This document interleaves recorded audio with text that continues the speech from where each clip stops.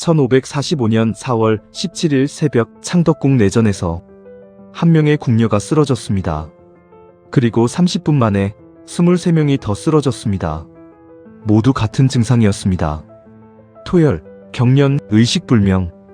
의관들이 급히 달려왔지만 그날 밤 7명이 죽었습니다. 실록은 이렇게만 적었습니다. 독극물로 추정되나 원인을 알 수 없다. 범인도 독의 출처도 동기도 기록되지 않았습니다. 그런데 더 이상한 건 이 사건이 한 번으로 끝나지 않았다는 겁니다. 3개월 후 똑같은 일이 또 벌어졌습니다. 이번에는 5명이 쓰러졌고 2명이 죽었습니다. 그리고 또 3개월 후 다시 4명이 쓰러졌습니다. 1년 동안 3번, 총 32명이 중독되었고 9명이 죽었습니다. 조선은 이 사건을 단 한 번도 제대로 조사하지 않았습니다. 실록에는 원인 불명이라는 말만 3번 반복됩니다. 왜일까요? 정말 원인을 몰랐을까요? 아니면 알면 안 되는 이유가 있었을까요? 오늘은 궁궐 안에서 벌어진 설명되지 않은 집단 중독 사건, 그리고 그 침묵 뒤에 숨겨진 진실을 함께 보겠습니다. 조선시대 궁녀는 왕실을 섬기는 여성들이었습니다. 하지만 그들의 삶은 우리가 생각하는 것보다 훨씬 가혹했습니다. 궁궐에 들어오는 순간 그들은 더 이상 일반인이 아니었습니다. 왕실의 소유였습니다. 나갈 수도 없고 결혼할 수도 없고 심지어 죽어도 집에 돌아갈 수 없었습니다. 궁녀는 보통 어린 나이에 선발되었습니다. 8세에서 12세 사이 그들은 궁궐로 들어와 평생을 그곳에서 보냈습니다. 승진 제도가 있었지만 대부분은 평생 최하급 궁녀로 살았습니다. 그들의 하루는 새벽 4시에 시작되었습니다. 왕과 왕비의 수발을 들고 청소하고 요리하고 빨래하고 밤늦게까지 일했습니다. 잠은 하루 4시간. 그것도 여러 명이 한 방에서 잤습니다. 그들에게 사생활이란 없었습니다. 그리고 그들에게는 목소리도 없었습니다. 궁녀가 말을 할 수 있는 건 오직 명령을 받을 때뿐이었습니다. 질문도 항의도 불평도 허락되지 않았습니다. 그들은 그저 조용히 일하고 조용히 늙고 조용히 죽는 존재였습니다. 실록에는 궁녀 개인의 이름이 거의 기록되지 않습니다. 그들은 숫자로만 존재했습니다. 궁녀 몇 명, 이렇게 말입니다. 1545년 그날도 마찬가지였습니다. 죽은 7명의 궁녀, 그들의 이름은 실록에 남지 않았습니다. 1545년 4월 17일, 그날은 평범한 아침이었습니다. 궁녀들은 새벽 4시에 일어나 왕실의 아침 수라를 준비했습니다. 그리고 자신들의 식사를 했습니다. 궁녀들은 왕실과 같은 음식을 먹지 않았습니다. 따로 만들어진 궁녀용 식사가 있었습니다. 보통은 죽이나 밥에 된장국 정도였습니다. 그날도 마찬가지였습니다. 오전 6시쯤 내전에서 일하던 궁녀 한 명이 갑자기 쓰러졌습니다. 처음에는 그냥 기절한 줄 알았습니다. 하지만 그녀가 토열하기 시작했습니다. 그리고 경련을 일으켰습니다. 다른 궁녀들이 급히 의관을 불렀습니다. 그런데 의관이 도착하기도 전에 다른 궁녀들도 하나둘 쓰러지기 시작했습니다. 10분 만에 5명, 20분 만에 12명, 30분 만에 23명. 모두 같은 증상이었습니다. 토열, 복통, 경련, 의식불명. 의관들이 도착했을 때 내전은 아비규환이었습니다. 의관들은 급히 해독약을 투여했습니다. 하지만 효과가 없었습니다. 그날 저녁 7명이 죽었습니다. 나머지 16명 중 8명은 회복했고 8명은 후유증으로 평생 고생했습니다. 조정은 즉시 조사에 착수했습니다. 의관들은 급히 분석했습니다. 결론은 단순했습니다. 독극물로 추정됨. 하지만 어떤 독인지는 끝내 밝혀지지 않았습니다. 조사팀은 궁녀들이 먹은 음식을 조사했습니다. 그날 아침 보리밥과 된장국. 조사팀은 남은 음식을 개에게 먹였습니다. 걔는 아무 이상이 없었습니다. 그렇다면 독은 음식 전체가 아니라 일부에만 들어있었다는 뜻입니까? 아니면 다른 경로였습니까? 실록은 이렇게만 적었습니다. 원인을 알 수 없다. 사건 발생 3일 후 조정에서 회의가 열렸습니다. 신하들은 철저한 조사를 요구했습니다. 궁궐 내에서 이런 일이 벌어졌다는 건 중대한 사안입니다. 범인을 반드시 찾아야 합니다. 하지만 중종은 이상한 반응을 보였습니다. 더 이상 조사하지 말라. 신하들은 당황했습니다. 전하, 아직 범인을 찾지 못했습니다. 중종은 고개를 저었습니다.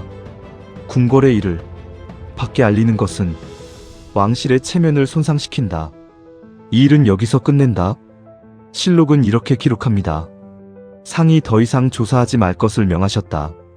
왜일까요? 정말 체면 때문이었을까요? 아니면 조사하면 안 되는 이유가 있었을까요? 신하들 중 일부는 계속 조사를 건의했습니다. 하지만 중종은 단호했습니다. 다시는 이 일을 거론하지 말라.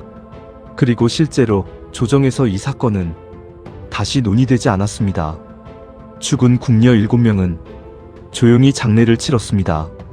그들의 시신은 궁궐 밖 공동묘지에 묻혔습니다. 가족들에게도 알리지 않았습니다. 왜냐하면 궁녀가 되는 순간 그들은 이미 가족과의 연을 끊었기 때문입니다. 그들은 그저 조용히 사라졌습니다. 이름도 없이, 이유도 없이. 그리고 3개월 후 같은 일이 또 벌어졌습니다.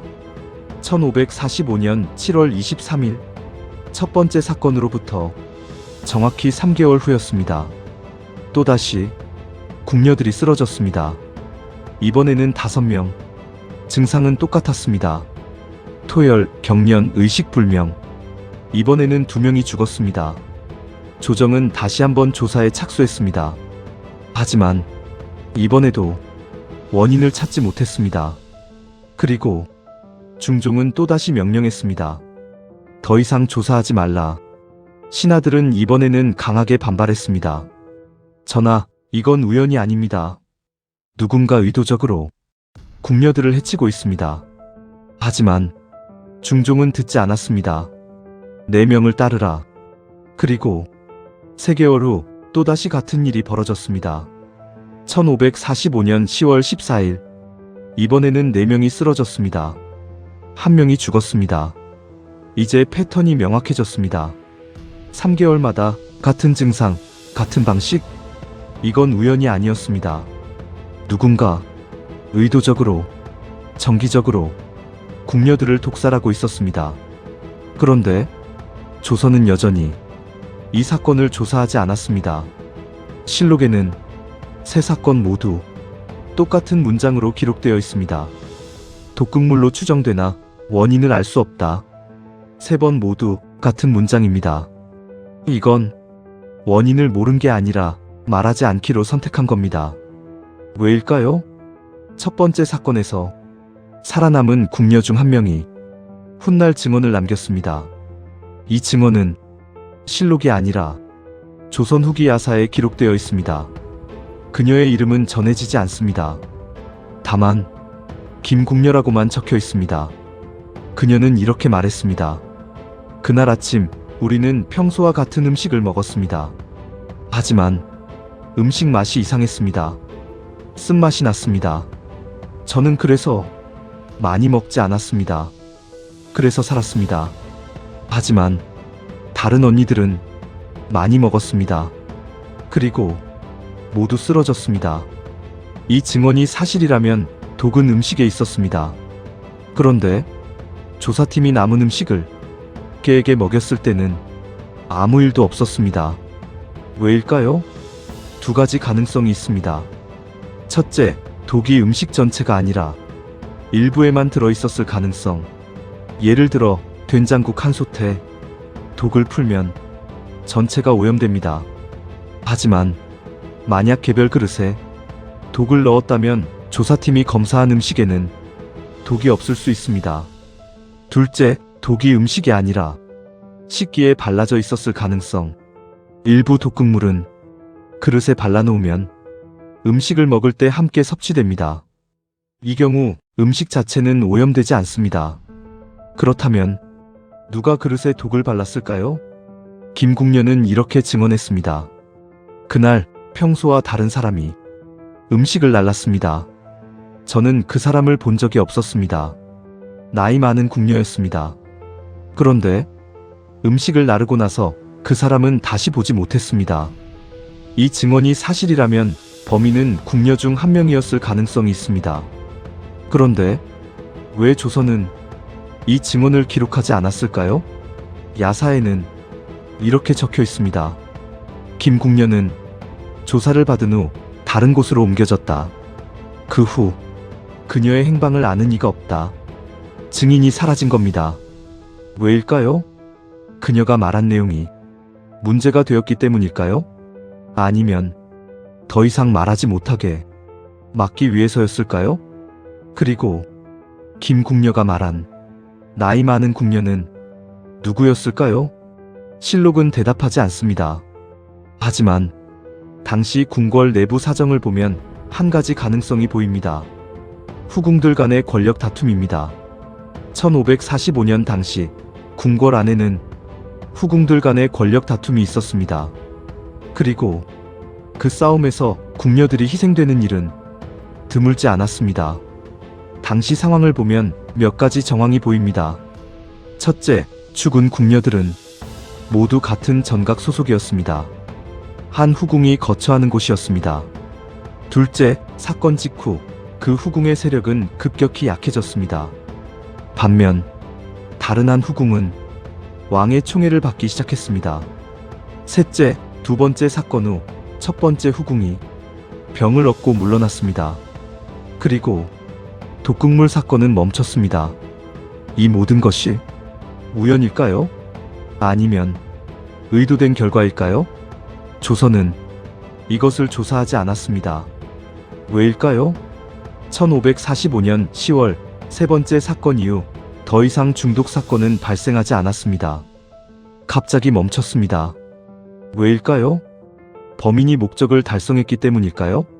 아니면 잡힐 위험을 느꼈기 때문일까요? 흥미로운 점은 세 번째 사건 직후 한 후궁이 궁궐을 떠났다는 사실입니다. 실록에는 병으로 인해 별궁으로 옮겼다고 적혀 있습니다. 별궁이란 궁궐 밖에 있는 왕실 소유 저택입니다. 후궁이 별궁으로 옮긴다는 건 사실상 유배와 같았습니다. 왕의 총애를 잃었다는 뜻이었습니다. 그 후궁은 별궁으로 옮긴 후 다시는 궁궐로 돌아오지 못했습니다. 그리고 그녀가 떠난 직후 중독 사건도 멈췄습니다. 이것은 우연일까요? 아니면 그녀가 떠나자 더 이상 독살할 이유가 없어진 걸까요? 당시 궁중에서는 이런 소문이 돌았다고 합니다. 누군가 한 후궁의 세력을 무너뜨리려 했다. 그래서 그녀의 궁녀들을 제거했다. 그리고 그 후궁이 떠나자 목적이 달성되었다. 이 소문이 사실인지는 알 수 없습니다. 하지만 시간적 순서는 이 소문과 정확히 일치합니다. 그렇다면 범인은 누구였을까요?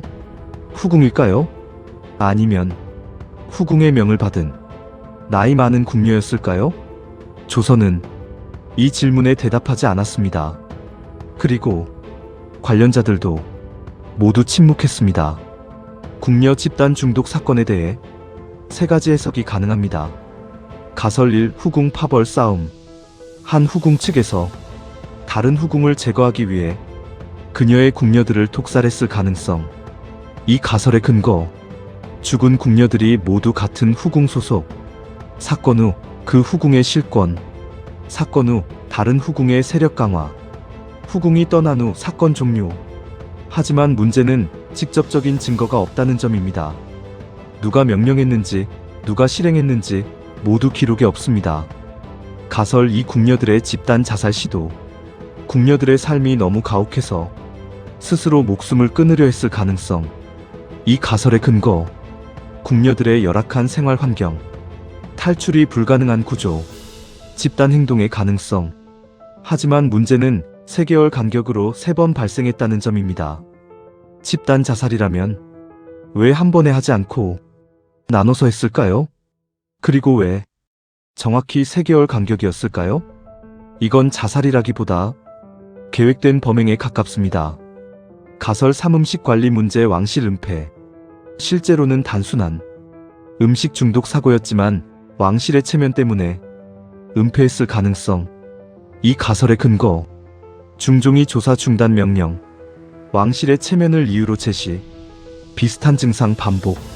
하지만 문제는 단순 사고라면 왜 같은 일이 3개월마다 정확히 반복되었을까요? 그리고 왜 특정 후궁 소속 궁녀들만 피해를 입었을까요? 3가지 가설 모두 부분적으로 설명력이 있지만 어느 것도 완전히 증명할 수 없습니다. 조선이 의도적으로 기록을 남기지 않았기 때문입니다. 진실은 그 침묵 속에 묻혀 있습니다. 1년 동안 32명의 궁녀가 중독되었고 9명이 죽었습니다. 조선왕 조실록은 이 사건을 단 3문장으로 기록했습니다. 독극물로 추정되나 원인을 알 수 없다. 3번 모두 똑같은 문장입니다. 죽은 9명의 이름은 기록되지 않았습니다. 그들이 어떤 사람들이었는지, 어떻게 살았는지, 누구를 사랑했는지, 무엇을 꿈꿨는지 아무것도 남지 않았습니다. 그들은 그저 궁녀 몇 명으로만 역사에 남았습니다.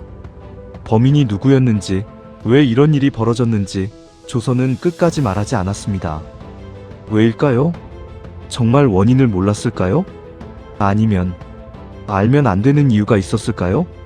만약 이것이 후궁들 간의 권력 다툼이었다면 조선은 그것을 인정할 수 없었을 겁니다. 왕실 내부의 추악함을 세상에 드러낼 수 없었을 겁니다. 만약 이것이 궁녀들의 절망이었다면 조선은 그것을 인정할 수 없었을 겁니다. 궁녀 제도의 문제를 인정하는 순간 제도 자체가 흔들릴 테니까요. 그래서 조선은 침묵을 선택했습니다. 그리고 그 침묵 속에서 9명의 여자가 이름 없이 사라졌습니다. 기록은 권력이 쓰는 것입니다. 하지만 기록되지 않은 사람들도 분명 존재했습니다. 궁녀 집단 중독 사건은 그 사실을 우리에게 상기시킵니다. 역사에 이름이 없다고 해서 그들이 중요하지 않았던 건 아닙니다. 다만 기록할 가치가 없다고 누군가 판단했을 뿐입니다. 여러분은 이 사건의 진실이 무엇이라고 생각하십니까? 댓글로 의견을 남겨주세요. 이 채널은 기록에서 사라진 이름을 하나씩 다시 불러냅니다. 구독은 그 기억을 계속하기 위한 가장 확실한 방법입니다.